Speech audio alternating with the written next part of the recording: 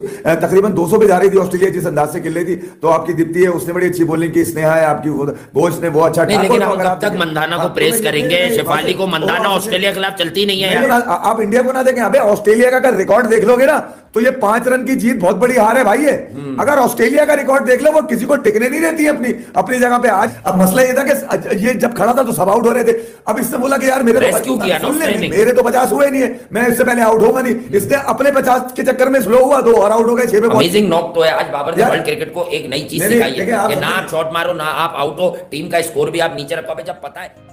दोस्तों, पूरा वीडियो देखने से पहले हमारे इस वीडियो को लाइक जरूर करें और साथ ही में हमारे चैनल को भी सब्सक्राइब कर लें। दोस्तों, कल भारतीय महिला टीम सेमीफाइनल में ऑस्ट्रेलिया से हार गई। ये हार इतनी बड़ी भी नहीं थी, लेकिन मेंटली ऑस्ट्रेलिया का प्रभाव ज्यादा था, जिस वजह से हार मिली। लेकिन ये हार भी जीत के बराबर थी, क्योंकि ऑस्ट्रेलिया टीम बहुत बड़ी टीम है और उसने 5 बार खिताब अपने नाम किया है। इस हिसाब से कल भारत की हार बड़ी नहीं थी, लगभग जीत ही गई थी। भारतीय महिलाओं की तारीफ पाक मीडिया में भी हो रही है, लेकिन अपने ही टीम के बाबर आजम पर काफी क्रिटिसाइज हो रहा है और उसे मतलबी और सेल्फिश कहा जा रहा है। कल पीएसएल में उसने जिस तरह से सेल्फिश होकर 75 रन बनाए, उससे पाक मीडिया काफी भड़का हुआ नजर आ रहा है। चलिए दोस्तों, देखते हैं दोनों टॉपिक पर एक और धमाकेदार रिएक्शन। पहले तो इंडिया ने वो रन ज्यादा किए, ठीक है, ज्यादा करवाए। बाद में मंदाना और शेफाली वर्मा के फेल होने के बाद जो प्रमोशन हुई थी, उसमें आप देखें यशतिका भाटिया, तो वो बड़ा अच्छा साइन था कि वो ऊपर आ गई। लेकिन वो जिस तरह से एक पैनिक बटन प्रेस हुआ, वो रन आउट हो गई लड़की, वहां से समझ आया कि कुछ किस्मत की देवी टीम इंडिया पर मेहरबान नहीं है। और बाद में हरमनप्रीत कौर के साथ आज जो जमीमा, यानी कल हो गया, जमीमा रोड्रिगेज जो बैटिंग कर रही थी, मैंने उन्हें कभी भी इतनी अच्छी बैटिंग करते हुए देखा नहीं है। और वो भी अनफॉर्चुनेट नहीं रही। असल में एक मोड में जब प्लेयर आ जाता है कि अब मैं हर बॉल पे रन्स बटोरूंगा, तो वो स्लो बाउंसर जो कराई पेसर ने, वो बहुत ऊपर से उसको यूं करके खेल गई और कीपर के हाथ में उनका ख्याल था कि ये लग के डिफ्लेक्शन कीपर के ऊपर से चली जाएगी, लेकिन वो ऐसे बल्ला था तो इस तरह लग के वो ऐसे चली गई, तो वो कीपर की पहुंच में आ गई। वहां थोड़ा सा लगा कि हाँ यार, ये मैच अब इंडिया हार भी सकता है। फिर हरमनप्रीत कौर बड़ा अहम वाइटल खिलाड़ी बन गई थी हमेशा की तरह, फिर वो भी रन आउट हो गई। उनका जो रन आउट था उसे कहते हैं क्रिकेट की बेसिक का पूरा ना होना। लेकिन मैं लोगों को एक बात याद दिलाऊं, मैं उन्हें सेव नहीं कर रहा कि आज सुबह से दोपहर तक भी ये खबर थी कि हरमनप्रीत कौर भी ये सेमीफाइनल नहीं खेलनी, यानी वो सीरियस इलनेस के बावजूद किसी ना किसी तरह पेन किलर्स वगैरह लेकर, दवाएं लेकर वो ये मैच खेली हैं। तो वो भी बड़े शदीद वायरल से जो है वो 2-4 थी। तो हेड्स ऑफ टू हर के वो खेली और उन्होंने एक लाइमलाइट वाली परफॉर्मेंस भी दी इस मैच में। और इंडिया बहरहाल किस्मत नहीं थी।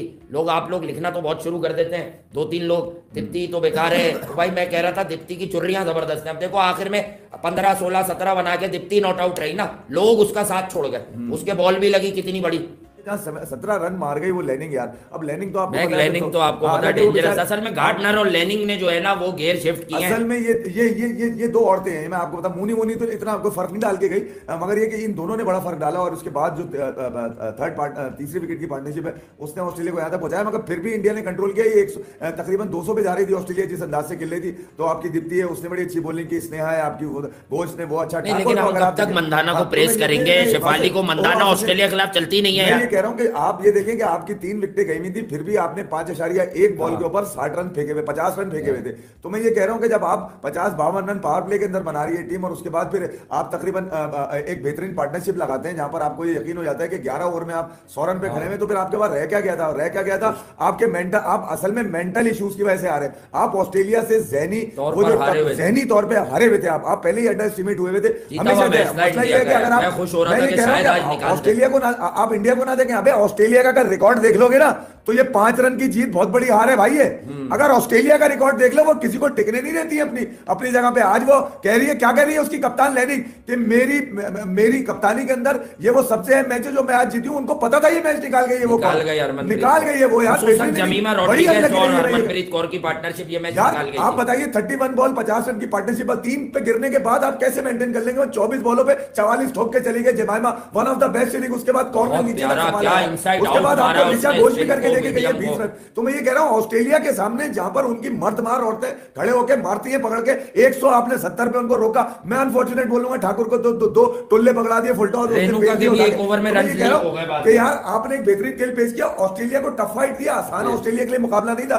जबकि आप अपने टेक्निकल इश्यूज में आप पूरे हैं, आप सिर्फ मेंटल इश्यूज से मारे गए भाई गेम के अंदर, जो वहां से रन आउट बता रहे। तो मैं ये कह रहा हूं, ये तो पार्ट है गेम का, मैं कभी इनको मैटर नहीं करता। मगर ये कि बात दफा आपके कमजोरी, जहनी कमजोरी जो है ना, वो आपको मैच से बाहर कर देती और यही वजह शायद बनी कि इतने करीब आने के बाद आपको जब यकीन था कि आप जीत रहे हैं, आपके हाथ से गेम निकल गया, तो उसकी वजह ये है कि आपका होमवर्क उस अंदाज से पूरा नहीं होता, वो ऐसा वर्कआउट आप नहीं करते। अब मैं यार 18वां ओवर चल रहा था, ऑस्ट्रेलिया बैटिंग कर रही है, उनकी बॉलर खड़ी हुई यूं यूं यूं यूं 3-4 ओवर पहले, मतलब उनके तो भाई मसले ही नहीं है, उनके तो वो तो इतने ताकतवर खवातीन है, मतलब उनको तो टेंशन ही नहीं है, वो जहनी तौर पे मार देती है हमारी औरतों को। और उसी का मुकाबला था आज, और उसमें ऑस्ट्रेलिया एक मरतबा फिर निकल कर आ गई, मगर बड़ा जबरदस्त फाइनल। मतलब ये आपको नहीं मिला 40-60 के, आपका दिल ही नहीं हुआ, पता चला आप चेस पे जाती तो पता चलता कि सारी विकेटें निकल गई आपकी। तो आपने टफ फाइट दी, और सेमीफाइनल में ऑस्ट्रेलिया हुई, इंग्लैंड हुई, ये वो टीम थे जहां पर बड़ा मुश्किल मुकाबला देखने को। समझे आप, ये भी एक मतलब है, बात है बंदे की। अब आप सुन ले, आप समझे क्या यार, देखिए आउट होने वाली बॉल पे तो मारता ही नहीं है, उस पे तो सिंगल है। मैं दिखा, आप देख ले पूरी इनिंग जाके, अगर ये मैं गलत कह रहा हूं तो बता, और कोई सी भी इनिंग देख ले जाके, ये